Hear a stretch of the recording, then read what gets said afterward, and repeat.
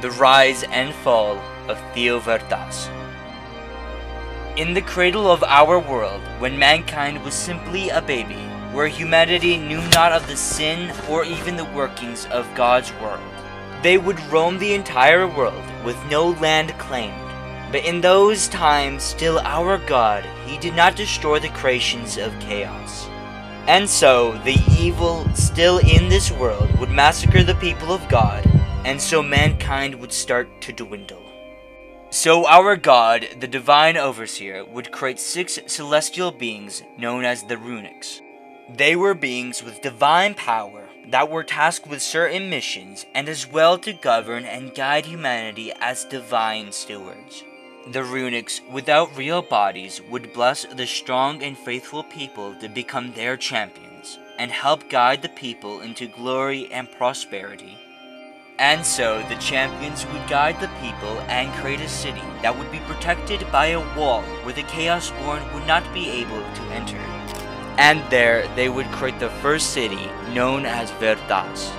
Generations later, they would settle other cities and eventually create one united kingdom named after the capital, Theo-Veritas. As the Rhunics would have champions, so did the Divine Overseer. He appointed his champion to become the king of the world, and he would be named after the Rhunics as the Rune. So the world would begin to flourish for many years, until the year 322 GE, unknown to man, chaos was indeed alive. The universe which our God forced into stability and law was alive, and it was angry at the divine. And so, to stir chaos somewhere and enact its revenge, it would start to corrupt the hearts of men, and chaos would choose a man that would be named Acharos, a man born into a noble household.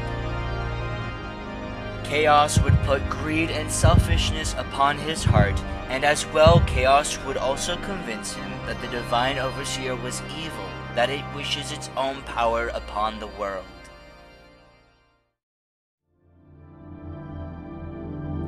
So, Acharos, believing that the Divine was a tyrant, would start a group to create a new world order. They would be known as Fractus, named after the word fracture. They wanted to split God from the world, and so he would convert people into this cult of chaos. And their numbers grew in the capital, and Acharos would create a plan to bring in the Chaosborn into the walls of the city. And so he would create weapons like clubs and bows. He would arm his people and team with chaos itself.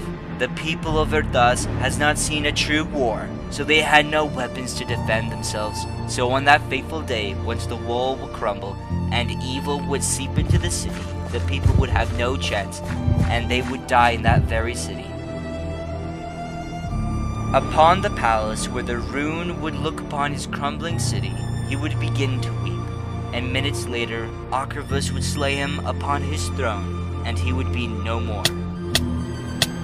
The fall of Veritas would begin the reign of chaos. Still, our world has not recovered, and the clutches of evil have sway over the hearts of men, pushing them into wickedness. Now the rebirth of the true divine church is here, and soon a divine world united by the Rhunics and God will be as well. And now, I ask one last thing of you. Stay vigilant, keep your honor, and kill. Kill the cults of chaos, kill the things that have destroyed our world, and bring forth the kingdom of God once again at all costs. One world, one God.